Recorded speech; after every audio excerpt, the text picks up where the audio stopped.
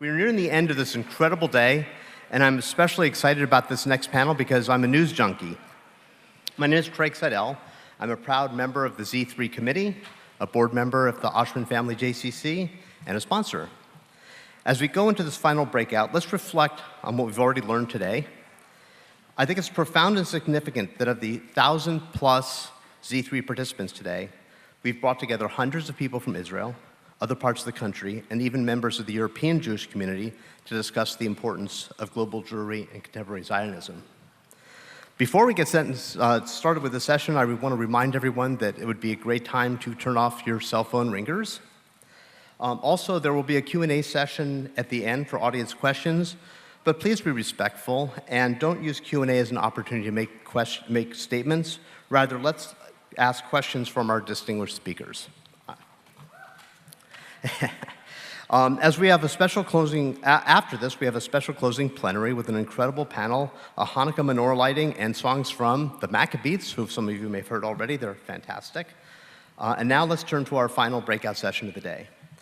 Through the media looking glass, American Jews and Israelis' perception of one another as seen by journalists in the diaspora and Israel. What picture do Israeli journalists paint of American Jewry? How do Israeli readers understand the Jewish diaspora? And in turn, how are American Jewish journalists reporting on Israel? Do Jewish journalists add the othering dialogue between American and Israeli Jews, or do they help unify our people? David Brooks is an award-winning columnist for the New York Times and author. Chemi Shalev is a senior columnist and U.S. analyst at Haaretz. Ariel Kahana is the diplomatic correspondent of Israel Hayom Daily. And unfortunately, Jane Eisner, who was scheduled to be here, editor-in-chief of The Forward, had to cancel due to illness. Our moderator, Anne Kornblut, is a Pulitzer Prize-winning American journalist who currently serves as a director of strategic communications for Facebook. Kornblut previously served as deputy national editor of The Washington Post, overseeing national politics, national security, health, science, environmental coverage. She is an outstanding moderator, as you'll soon see. I invite you to read more about our speakers on the Z3 conference app, Connect Me, where you can also ask questions. We're going to try to have some microphones out in the audience for questions as well. Thank you to each of our distinguished guests for being here today.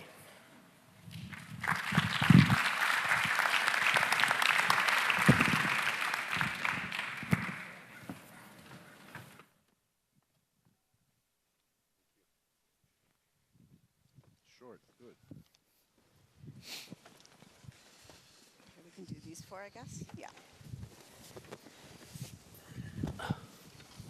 Can you hear me okay? Okay, I think I can hear myself too. That's good. Thank you, and thank you for joining us for this panel. As it was said in the introduction, I'm a frequent moderator of events here at the JCC. This is one of my second homes in California, so I'm delighted to be able to do this. Thank you. Very kind of you. Thank you, Mr. Kornblut. I also will ask your forgiveness as I'm going to look at some of the questions that are here on my phone, thanks to a non-working iPad. I'm not checking my email, I promise you, while we're sitting here. But after the introduction we had, I thought it might be helpful to start by setting some context. A lot of the American Jews and Israelis I know, and being in this community, there's a lot of intermingling, because there's so many Israelis here. But nonetheless, I find that among my friends, people tend to read one publication or another, and the conversation is completely fractured, whether it's my Israeli friends who read their home media first in the morning, or my American friends who never read the Israeli media. So I thought it might be helpful if we start by setting a little bit of context. And I'm wondering if each of you could talk about how you see the others' coverage of America, and of American Jews, and of Israeli Jews, and of the divide between the two. How do you see Israel covered in the United States, and the United States covered in Israel? What's your take? What's your diagnosis of the coverage? Go first. Why not? First of all, I think Israeli media, generally speaking, doesn't cover American Jews. And that is probably the most distinguishing feature of the Israeli media. Israelis, for a long time, were not aware of American Jews other than in generalizations, And that has changed in the past year or two. I think at least the Israelis are now aware of the fact that there is a problem with American Jews. But even so, it gets very little coverage in the Israeli media. And so that is their greatest sin. It's not a question of that they distort something, it's that they don't take any interest. Even in my newspaper, Haaretz, we have an English and a Hebrew edition, and the things, for example, that I write about American Jews, which are lapped up in the English, I have to, really resort to violence to get them into the Hebrew edition, because it's not part of the conversation. So I think that would sum up the Israeli view. And now, yeah, well, while we're on the Israeli view, why don't you, Ariel, jump in and say what you see? Well, first I want to repeat a comment I made before. It's not because I'm tired and didn't sleep for 24 hours, it's just because it's important for me to say it. And that is that for me as an Israeli journalist, it's moving and it's touching to see so many people, Jewish people from the region coming here, participating and even paying for this 2 days conference. It's important. It means that although the disagreements we touched and we will touch more, we do have what unites us. And for me, saying that we are mishpucha and we are one people, etc., it's not kitsch. It's maybe the most meaningful identity we have in life. Now, regarding the question, I definitely agree with Chemi that more or less the diaspora doesn't exist in Israeli media. I'm sorry for that. But in general, Israeli media almost doesn't cover what's going on, not in the US community, Jewish community, not in other places, unless there is a disaster.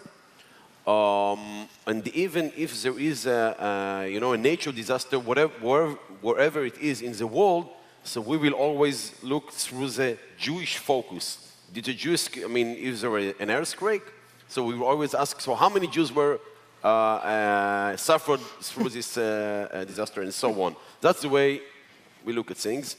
Not for the good, in my view. And there is another aspect, especially in the last years, that Israeli media do deal with Jewish issues, and that I would say, a term I used before, the politicized discussion. In my view, at least some of Israeli media outlets are kind of, I would say, using what's going on here regarding Israel and so on as a tool for internal political argues in Israel. Now, for me, it's very important to hear and know what does the Jewish community here in the US think and feel. But I don't want the Jewish community here to use it as a tool to confront the government or whatever it is. I want to hear the voice of the Jewish people here, but not as part of the political disagreements in Israel. Although I think a lot of Americans would say that we see that happening, we know it happens in press everywhere. David, what's your view? I know you don't cover it day to day as closely, but how do you see Israel, Israeli Jews, American Jews, the diaspora covered in both places? Well, I used to cover it a lot, and when I would go there, I'd always be reminded, sometimes when you're in a restaurant, especially if you're in New York, it's really crowded, you can always hear the conversation on either side of you. And you would occasionally, quite often, see a really bad date, and the guy would be bragging to the woman about where he'd be the hero of all his own stories, and you can see her going more and more bored. And you'd want to stick a fork in his neck and say, ask her a question. And sometimes I confess when I would cover Israel, I would have the feeling of that woman, like, I come from a big country, ask me about my country. and it would never happen. And partly I'm fascinated, I was always fascinated by whatever peace process happened to be going at that given moment. But it was a weird, I had this weird sense like, aren't you curious? But I think it's because Israeli life is so intense and so fascinating And the four-dimensional chess match of Israeli politics is so fascinating, it's sort of hard to rip yourself out. The second thing I observed, I don't know if you gentlemen would agree, when I would go to an Israeli press conference or even around a dinner table with Israeli and American journalists, the Israeli journalists' questions were so brutal. We could never get away. Maybe in the Trump era beginning, we could get away with that. But the atmosphere of both contempt, disgust, and deep knowledge of each other was sort of striking to me. I thought these guys must have all gone to nursery school together or something like. So it was quite a different press culture. The other say, and not to flatter people on either side of me, I always thought when I could only read the English edition of Haaretz and the other papers, but I always thought the quality of the commentary was extraordinarily high. And for there are some countries you go to and the columnists are just boring or amateurish, but I always thought the quality of the Israeli press, for whatever reason, is tremendous, actually. So it's interesting, if the Israeli understanding of the diaspora through the press is sort of non-existent, or not non-existent, but if the coverage of the diaspora is minimal, I think we can say that the inverse is true, that Americans have access to so much coverage of Israel, both through your reporting and then through American correspondents' reporting and then through international press. How do you think that reporting on Israel affects American Jews' perceptions of their own Judaism, of what Zionism is, of what Judaism is? How does that coverage, and of course it's extremely diverse, but how does it affect it? And at the same time, if you were going to recommend that a reader who wanted a complete picture were going to read several things in a day, other than your own publications, are there others you could offer them to turn to? Because in my experience, at least, and we're going to talk in a moment about healing divides with David and the project he's working on, but in my experience in the US, often the starting point is you got to read multiple sources, because then you at least have some common understanding. So I've just thrown a lot at you, but why don't you start and talk about the American understanding of Israel through the media? Well, complicated question. I'm not sure I'm able to answer it, since, you know, I would say I believe in kind of modest journalism. I mean, as an Israeli journalist, I should cover what's going on in Israel. I'm not sure I'm able to predict how will the coverage in Israel will affect the Jewish community. I have to think about it. What I do agree is that I do recommend, and I'm doing it myself, I do recommend people to read all views, all outlets, all kind of media, listen to all opinions, and then, of course, to choose your personal opinion. But yes, we have to read everything. We have to challenge ourselves with all views, and then each person find its way. Well, Chemi, let me ask you, how do you think the American understanding of Israel and of Judaism worldwide is affected by the coverage? Well, first of all, I think I mean, we might say that people need to read all views, but the trend is the exact opposite. People are reading less and less of what the opposing side has to say about anything. There have been few researchers that have shown that as part of the partisanship and polarization, people are not. I know that American Jews for years have been complaining about the coverage of American media of Israel. The New York Times is usually #1, and then they start complaining about the others. And I guess your assessment of this coverage has to do with your view of. And so for me, most of the coverage of Israel by American outlets is okay. I mean, it's necessarily superficial. It necessarily is narrow, but I do not share what used to be the conviction. I don't know whether it's exactly the same, that the U.S. media pampers the Palestinians and is critical of Israel. I think that's completely not true. And also, I want to answer the other claim, which is that American media devotes disproportionate attention to Israel, which I'm sure is true statistically, and I don't want to get into the issue. Israel is a great story, which is one of the reasons, but I am afraid of the time when American media will start covering Israel like it covers Syria or, it starts devoting the same kind of attention to Israel as it does to the rest of the world, because I think in this, the coverage of newspapers such as the New York Times and many big American newspapers is part of the familiarity of American public opinion with Israel, and therefore it's part of the support base that Israel has in America. And without it, Israel would be another country and we would not have this base of support. It's hard to imagine, as long as the New York Times is in existence, Israel being covered like just any other country. I mean, or frankly, most news organizations. David? Yeah, sometimes I think we should just stop covering it and they'll stop fighting. Like, if we covered it like Nigeria, it's like the whole world focuses. I would say a couple things. One, I've never been the correspondent. I've written about it, but I've known our people who've been the Jerusalem correspondent. And I can tell you, in all cases, they feel barraged. It is one of the most brutal jobs in journalism to cover Israel for an American newspaper, because the vitriol you get from all directions at every single story is unlike pretty much any other beat. Maybe if you're covering the pro-life issue, it'd be something, but there's really nothing. And so they feel very much under threat, and it's hard to overestimate how brutal that feels. When I first got that column at the job, it was the worst 6 months of my professional life because I'd never been hated on a mass scale before. And I deleted my email folder after 6 months, and there were 290,000 emails, and the core message was, Paul Krugman is great, you suck. That was the core and it was really debilitating until I got used to it. And I see our bureau chiefs going through that and feeling they get it from all sides.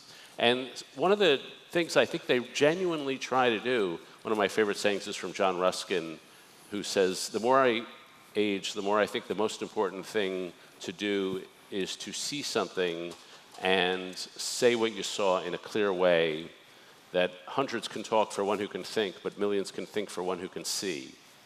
And the ability to see clearly outside the prism of your own blinders is a really hard thing to do. And if you write and talk about the Middle East, you find people just barraged with people who are seeing things through their blinders.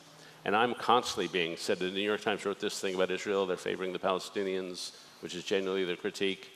And the only thing I can say is, don't think our influence is straightforward. The media does not have a straightforward influence on the audience. I can tell you, millions of us wrote 1,000 and probably millions of anti-Trump pieces in the last election and since. And as far as I could tell, we didn't change a single mind. We don't really tell people what to think. We provide a context in which they can think if they want to.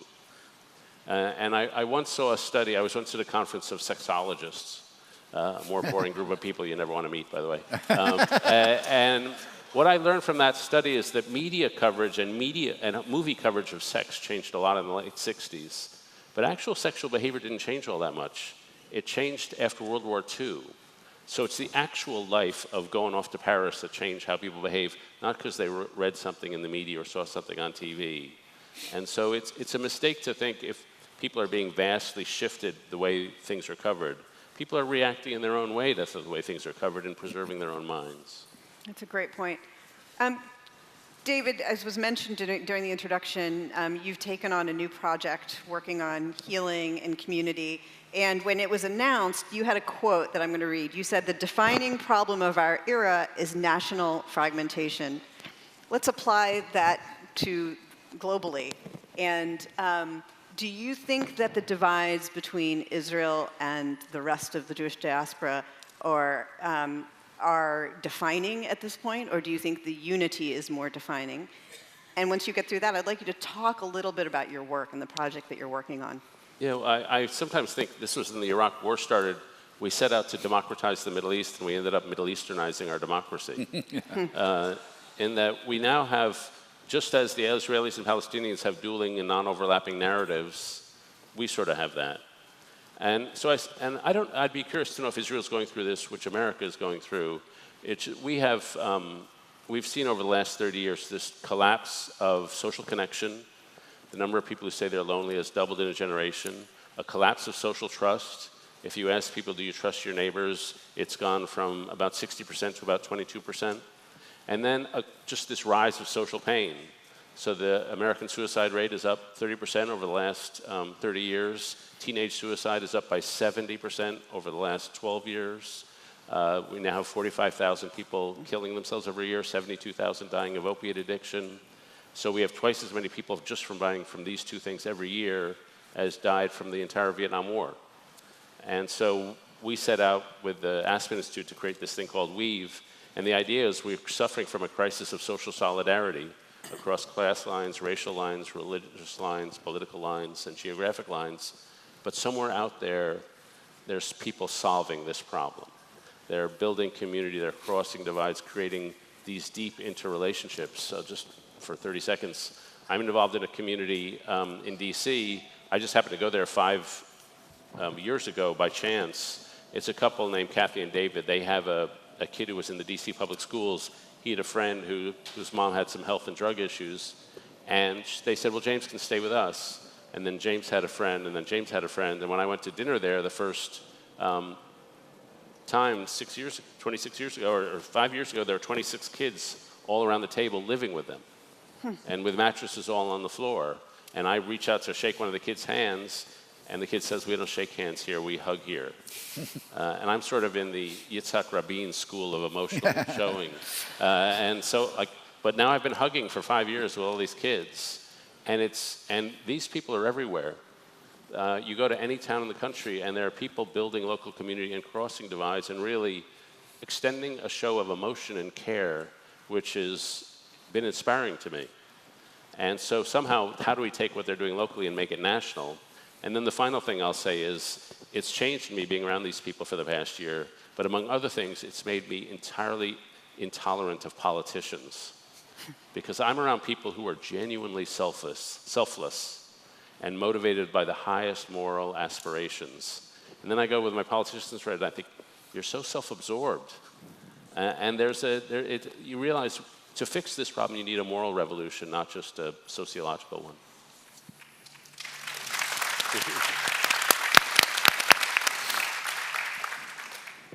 It's really incredible. Chemi, in preparing for today, I asked a friend of mine who's Israeli if he had any questions that he would ask you. And he said, about healing. And he said, what you could do to start the healing is to not attack Bibi in your coverage, which of course led me to think about both Netanyahu and Trump and the role that these figures are playing in a lot of the divisiveness. Is there a way for reporters who cover two of the most divisive political figures in the world to contribute to healing, or is divisiveness baked into the content of what the words are that come out of their mouths? First of all, journalists, I know, contrary to popular opinion, they're human beings. And they react to Netanyahu and Trump, first and foremost, I think, as people and not as journalists. And both Trump from the outset and Netanyahu increasingly are people that arouse stronger and stronger emotions. You either support them blindly or you oppose them blindly. And so I don't see, and it's also very difficult. These are two leaders who are both experts at division and at incitement, and they live off the enmity that they create between various parts of the population.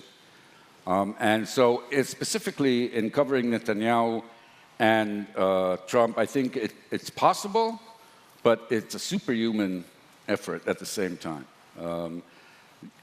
There are very few people who are neutral or indifferent to either Trump or Netanyahu, and I think the natural course of things is that people express their feelings, and this may or may not divide them or definitely not bring them together. Ariel, what's your view? Well, at least I'm trying, or I tried. As an Israeli journalist, I think it's not our job to get involved in the American politics. For myself, I didn't told my readers who they should vote to. I didn't, I covered it in here and there, but in a very, again, modest way. And you know, I got to this conclusion after being in the US for, can't remember even for what. I've been in Washington for about a week or so, and I learned that I have to learn so much to understand the American politics.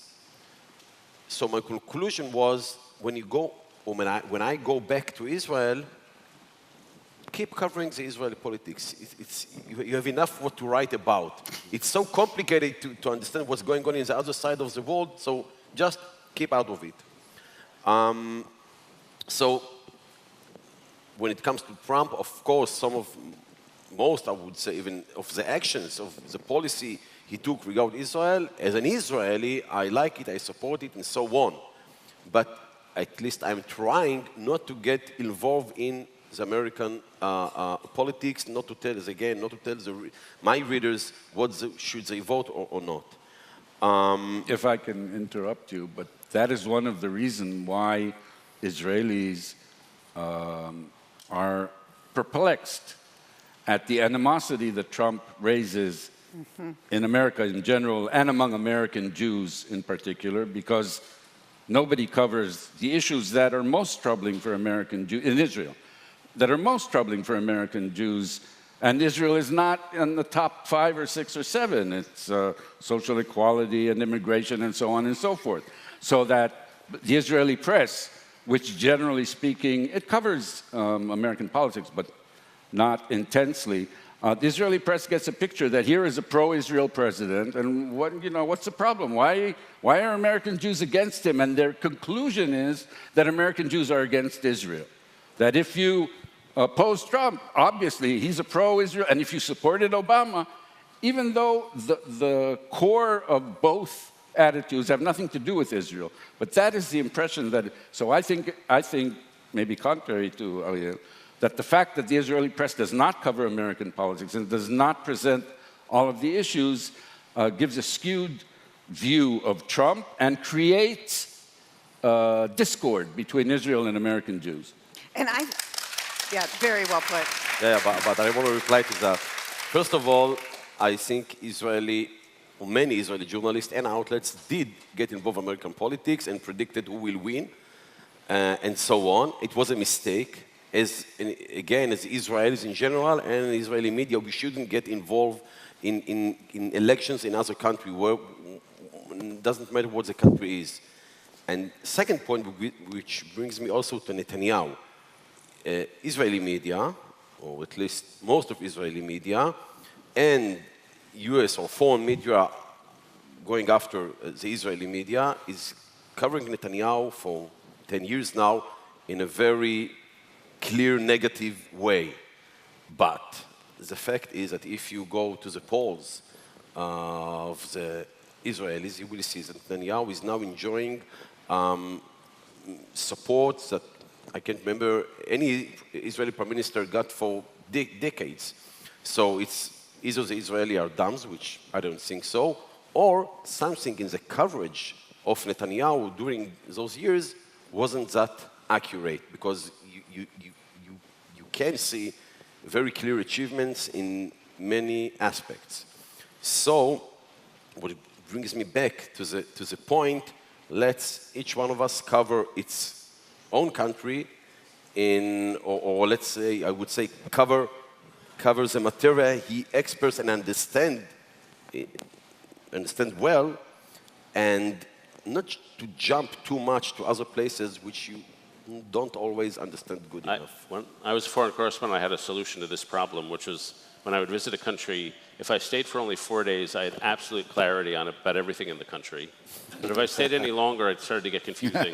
So I would leave really soon. And that would, I think we're going to probably, do you want to jump in on the rest of this? I just had two thoughts. I mean, one of the things that Trump and I think Netanyahu exploit is that because of social divisions, there's a lot of hostility among a lot of people toward people with highly educated degrees, with the educated class. And the media is the avatar for that class. And if Trump can, or maybe Bibi can be hostile to the media, that's essentially being hostile to anybody with a college degree from a competitive school. And it's a challenge for us because he'll say things that'll set us off. And I'd say, do I fall into the trap and say how appalled I am by him? And that's exactly what he wants. But if we don't, then we're not enforcing the basic norms of society. But just hearing this conversation, two issues came to mind. The first is, the reason and I think a lot of people don't like Trump is not policy related at all. We just think he corrodes the moral norms of our society. And I don't want to, it's so courageous to attack Trump in a Jewish audience. But I wonder if actually being in the Middle East in a more rough and tumble neighborhood, whether that's less of an issue. That's a genuine question. The second genuine question I have is, if you have a divisive politician, I wonder if it's better to have one who's really smart and effective or one who's not.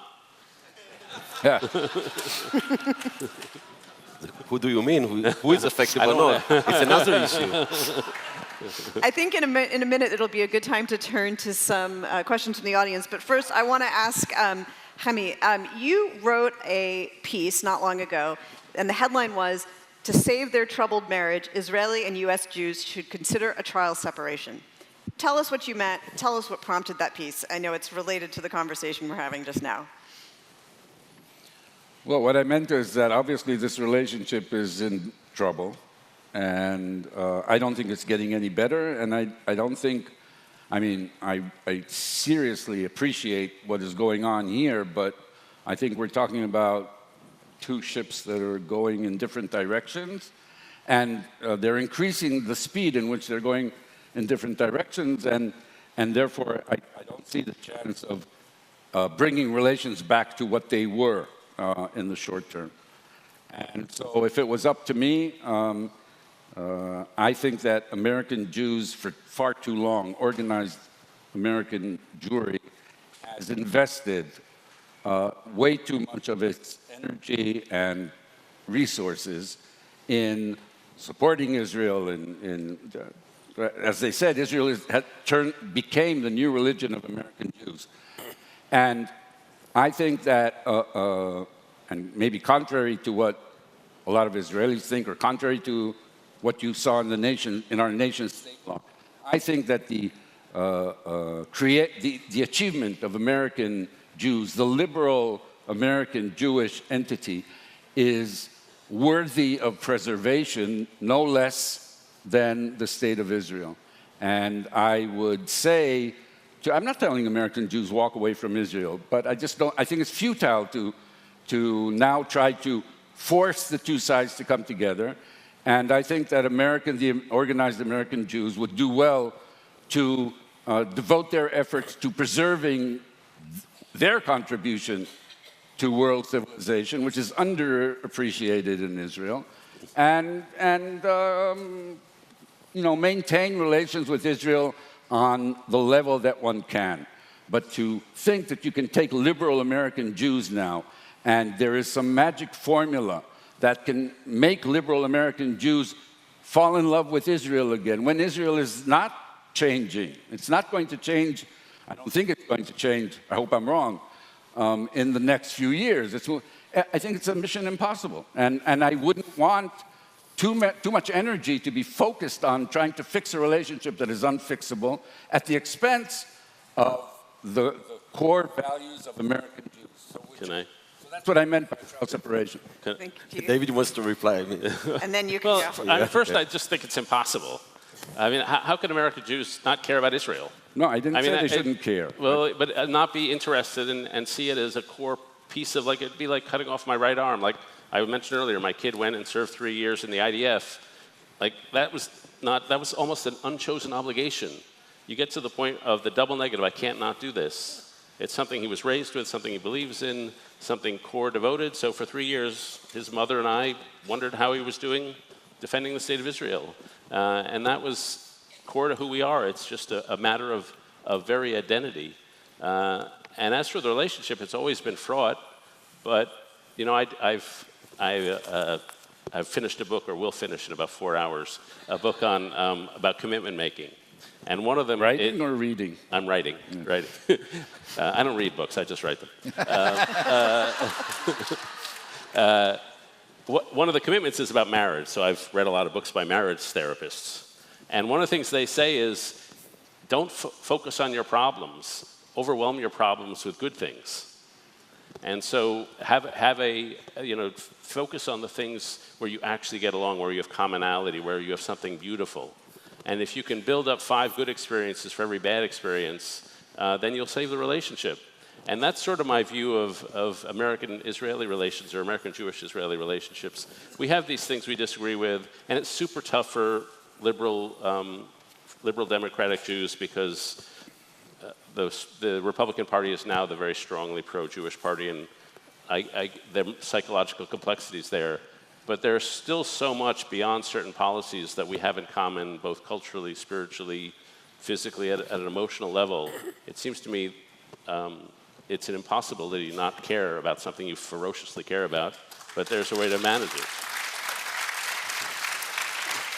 Well, I couldn't agree more. As an Israeli, from time to time, I think that if you watch Israeli history, every few years there was a sector that, let's say, was heated by the country, by Israel. In the 50s, it was the Temanim and the Sfaradim. And if we jump to the 80s, it was the Kibbutzim that used to be the heroes of the past and then were, let's say, crashed by the government. And it was the settlers in the disengagement in 2005. So, and now in those years, it's the seculars who see the Orthodox and the Haredim controlling the country, etc., etc.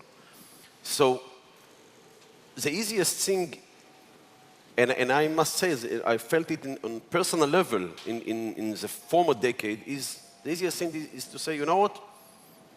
Enough is, I don't want you anymore. I don't want any ties with you anymore, okay? I don't know if you know that after the withdrawal from Gaza, many people in the National Orthodox movement stopped blessing in Shabbat prayers, stopped blessing the country. There is a blessing every Shabbat, people are used to say, in every shul, blessing the state of Israel. Some stopped saying it. Some stopped going to the army. Okay? But, okay, it's a reaction, it's emotional reaction, but few years later, even months later, you understand we have no other option. And although the disagreements and although the pain, we are, how much are we? 14 million in the world. As I said before, we didn't even reach the point of before the Holocaust of 18 million people around the world. Okay? So we have no option and although it's hard, it's very hard. Okay? You can understand, you know where I come from, and with how much of the messages that I heard today, I disagree. Someone said here, to Zion. It's very hard for me, as an Israeli, to hear it. But we have no option of dividedness. We have to keep going together as hard as it is. Now, okay. I had to translate my article and give it to you in English, so you could quote this again. Quote this as well. A few months ago, I wrote an article, an idea I have, which, if I may, I want to share with you. How do we unite, if we can? There is, I would say, a growing trend in Israel in the last years, which is paying more attention to the developed world, what we used to call the third world, okay? The weak countries.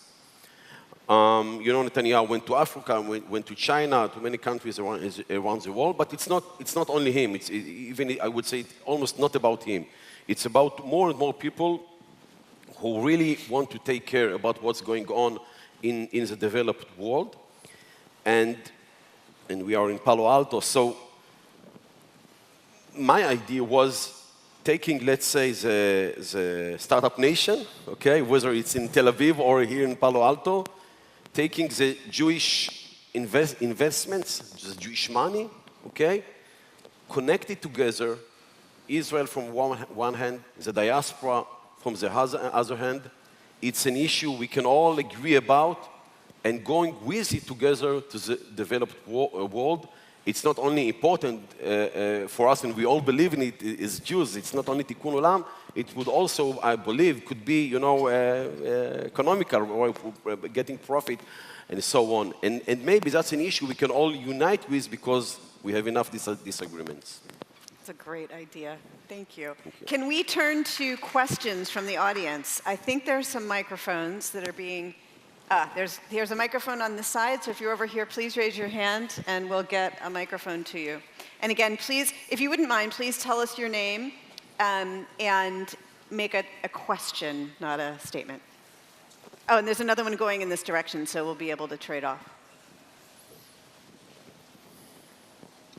Israel Hayom has a very particular history and benefactor, and I wonder to what extent that has destabilized the journalistic community in Israel, and what are the implications for the things that you're saying to us today?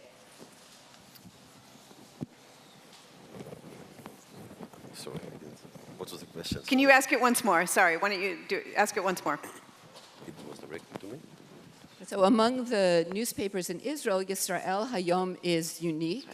It has a unique benefactor. It has squeezed out many of the other papers. I understand it's read by 10 times the number of people who read Ma'ariv and Haaretz. So what effect has that had on journalism, and how does that shape how we see each other through the press? Okay. Do you want to take that? Sorry. Okay. Yeah. Well, I'm proud to work in Israel Hayom. I'm a journalist for more than 20 years. I can tell you that when I began my career, for many, many, many years, I felt that because of my opinion and my background and my beliefs, and the place I'm living in, which is behind the green line, I am blocked from the career I could have. Maybe I'm wrong, maybe I appreciate myself too much, I don't know. But if I was sitting in an interview in a main radio channel in Israel, and I was told that, yes, we would hire you, but you don't work on Shabbat, so we can't do it, well, I appreciate Israel Hayom, who took me, and in the interview, my editor said, although you do not work in Shabbat, we will hire you. So I'm proud working in Israel Hayom, and moreover, Israel Hayom and Makor Rishon and other, let's say, national or right-wing media outlets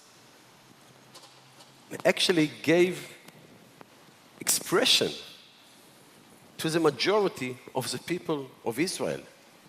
Israel exists 11 years now, but the Likud won the elections in 1977. It's more than 40 years. And as an Israeli citizen and as an Israeli journalist, I can remember, for example, the 90s, that there were huge demonstrations in Israel during the Oslo period, for example. And it got very small coverage in Israeli press that time. Because most of Israeli media, until today, by the way, is leaning to the left. That's it. Okay?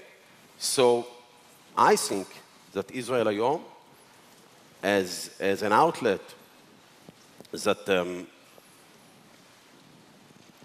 that give expression to, let's say, many Israelis, deserve its place in the media market in Israel. Thank you. Someone over on this side?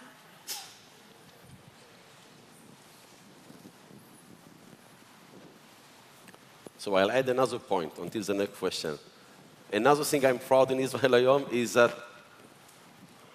on a daily basis, there are hundreds of people with disabilities. They are the one who gives the paper all around the country to the readers. So it's another positive point in my view.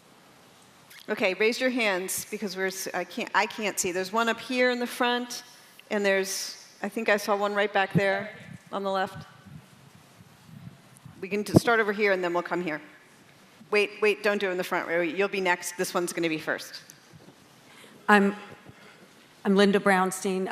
Would like to have a the opinion of the panel as to whether the idea that's been put forth today for the Z.3 to bring the two communities of the American Jews and Israeli Jews together is realistic, and what role the media could play in making that a reality.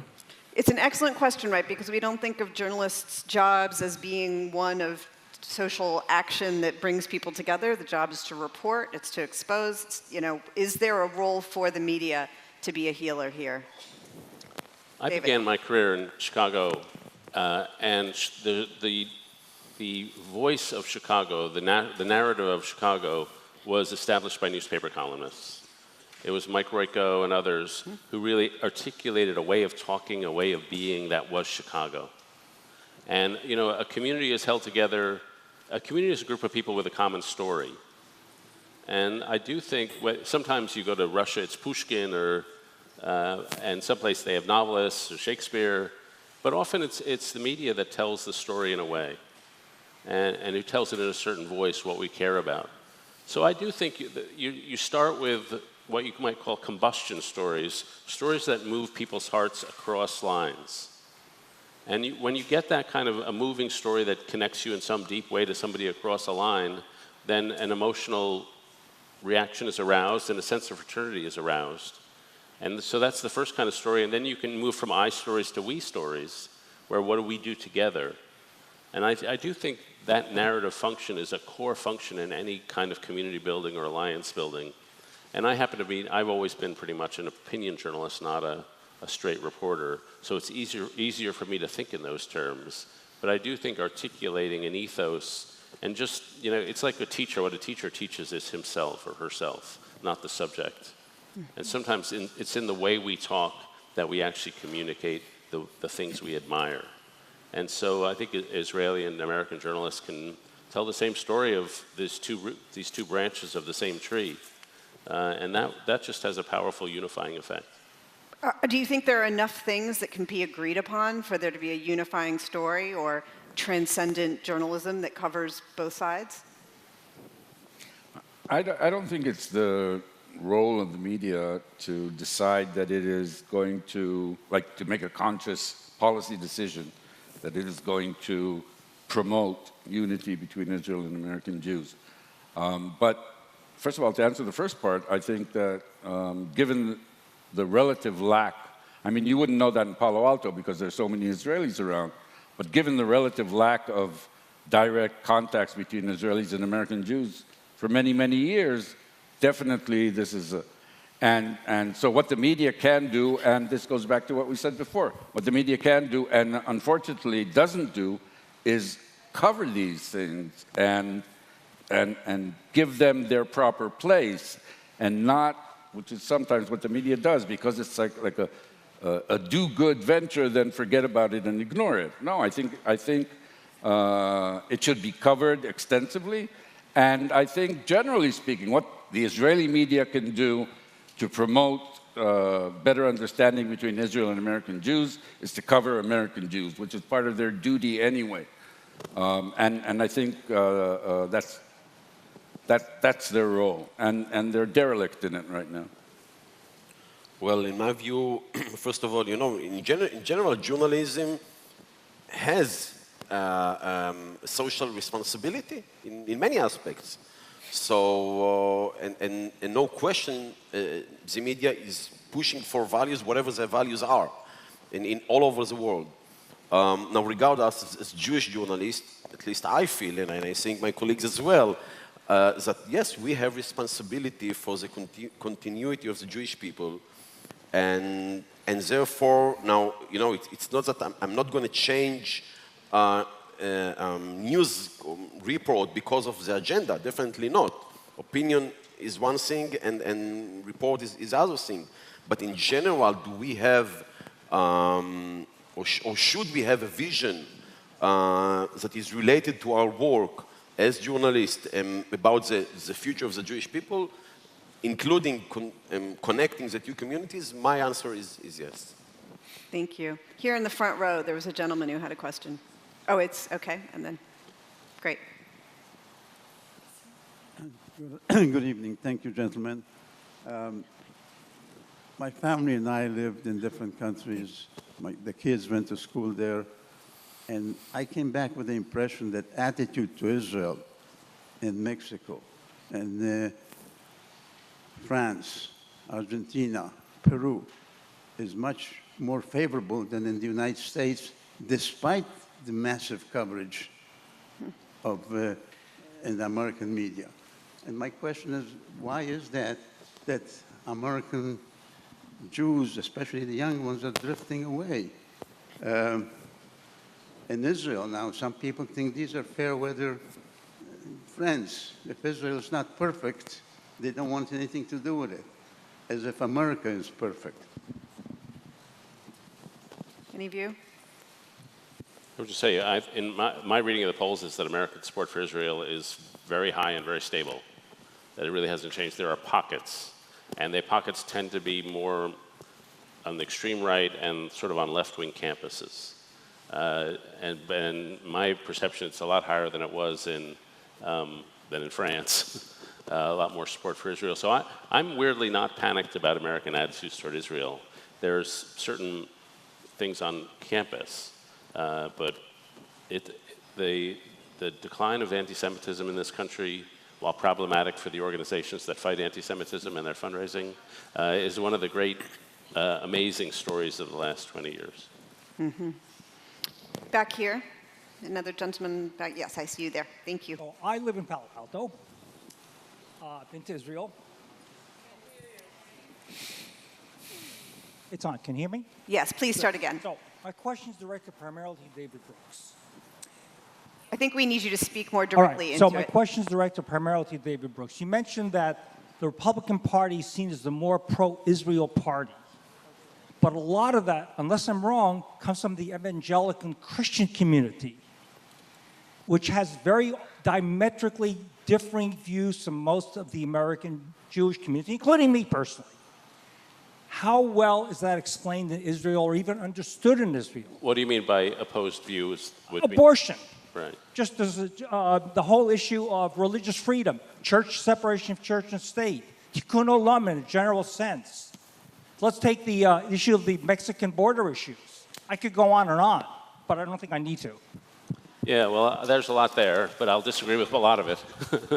First of all, you know, I spent a lot of time, I'm in conservative circles, I spent a lot of time interviewing evangelical Christians, and sometimes it's said that they support Israel because they think it'll usher in the end of times or something like that. I've never interviewed an evangelical who thought that. They like Israeli culture, they admire Israeli culture, and they know Israel really well. I've been around lunch tables with 4 evangelical pastors, and for my benefit, they'll say the blessing in Hebrew. And I'm like, I don't really know it, sorry. And they give their kids biblical names, and not like I gave Rachel, Aaron, Joshua, but they give the hardcore Old Testament names, the Jedediahs. I mean, they really, and so my experience of their support for Israel is that it's well-funded, well-founded, and deeply knowledgeable. And then on the issues that one may or may not agree on abortion, fine, but we're not going to agree with a lot of people. On the Tikkun Olam issue, I've always thought there's a natural alliance between evangelical Christians and liberal Jews on this issue. Because if you look at the two people who give the most to anti-poverty efforts, who spend the most time in poor neighborhoods trying to heal those the least among us, those are the two populations who do it the most. And if we're going to have a culture war because we disagree about abortion or whatever, prayer in schools or something, fine. But it seems to me it's self-indulgent at a time when the country needs as much help for the least among us as it can possibly get.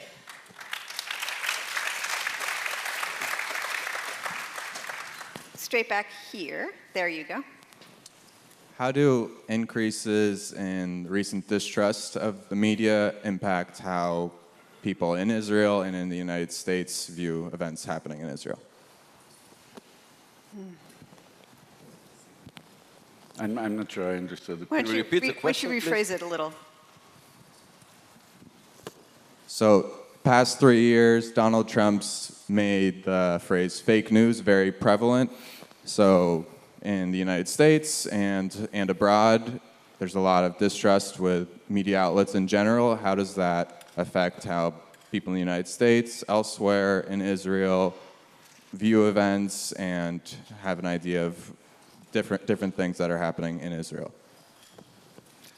I think, first of all, that in terms of American Jews who support Israel, or American Jews who say support the current government in Israel, they've been accusing the media of fake news way before Trump started. We set up all of these, there are many right-wing media monitors who call out the media for inaccuracies. So I don't think I don't think this issue is specifically related to Israel. I don't think it has a specific impact on Israel. It has an impact on democracy and on our ability to communicate with each other, and I think it deteriorates them. But I don't think it has. I don't think Israel is especially influenced by that. Thank you. Well, the way I see it, it's mainly, I would say, the media in Israel, because I don't want to judge the media here. I think that Israeli media, along the years, made many mistakes, and in some way, as journalists, we demand from others, especially from politicians, to take when they made a foul, when they made a mistake, we demand them to be responsible and go and make conclusions for their mistakes and so on. But when it comes to the media, the mistakes that the media itself made, so you can't see any results. You can't see any real accountability, any real, we say in Hebrew, cheshbon nefesh, which means fixing the mistakes. Only one example from many, many, many. If you were living in Israel before the last elections took place in 2015 and read only Israeli media, you would be sure, completely sure, that Netanyahu is losing. What was the number? It happened before Trump. What were the numbers? Exactly the opposite. Great victory. Much more than anybody could expect. Mainly that no reporter or political analyst could expect. I can't remember I saw, real, again, taking responsibility about those mistakes. So in other words, at least in Israel, let's say the media played to those who are claiming they are fake news. And let's hope that from now on, we will know to do, all of us will know to do our job as we should. It's funny because in America, we all saw Trump coming. We all got it exactly right. Yeah. Let's do one last question because I don't want anyone to miss the, oh, there's one over here. Okay, we'll end over here. Thank you. Hello. So I'm the editor-in-chief of my college paper, and I was wondering if the panel believes that the public perception of the coverage of Israel, both in Israel and America, is different amongst younger and older audiences, and if so, why? And should journalists be obligated to respond to that?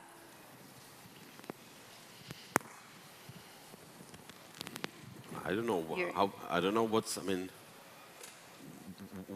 to which media the youngest or the oldest are exposed to. I don't know. I have no tool to answer this question. The two of you like to... Well, I don't know that young people consume media as we once knew it. I think, readership of print newspapers is virtually zero among young people. And they get their news from Facebook mainly and other such outlets. And so I think the whole traditional view of judging the media and how it covers Israel and so on, I don't think it exists anymore. And I think that soon we may in very few short years, there won't be anybody to address. I mean, sometime down the line, you won't have the New York Times to kick around anymore.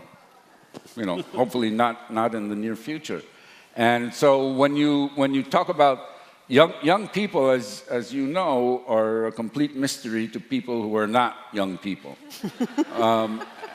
Maybe more so than in living memory. And so it's very hard for me to know what this fragmented media that is developing, and where there's no more institutions, it's individuals who, that's a very interesting question. I don't know what the influence will be on anything, and definitely not on Israel. The only thing I'd say is, first, I think the Times, we're doing great. But Trump calls us the failing New York Times, but we have more new subscribers than we have ever had, and I think more in the last year than the previous 4 years combined. One of our journalists tweeted out, look, we even fail at failing. We can't fail properly. The second thing I'd say is, I observe this in my newspaper. I observe it when I work at the Aspen Institute. I observe it in every publication that I know, and in every university I know. There is a massive generation gap between people who are, say, over 35 and under 35. The over 35 may be left, may be right, but there's a certain institutional focus that they have, a certain way things are done. And the people under are much more passionate. The people older call them the jihadists or Al Jazeera or whatever, something to suggest fanaticism. The people younger said, no, we're intolerant of the slow pace at which change is happening. And I always tell people, this is from Jonathan Haidt of NYU, if you haven't been on campus in the last 4 years, you don't know what's going on. That it is radically shifted, and the whole atmosphere is radically shifted. And so I don't know if the media sources are different, but I do know the way people think, like in all moments of historical transition, generation gaps open up. And we're in the middle of a chasm of generation gaps. The final thing to be said is my mentor when I was a young journalist was William F. Buckley, who became one of the most famous journalists in America at the time. And the first thing he said to me when I met him, he said, you know, the best moment of my journalism career was when I was the editor of my college newspaper, and it's all been downhill ever since, so enjoy. That seems like a perfect note for us to end on, and thank you, all of you, for joining us here tonight.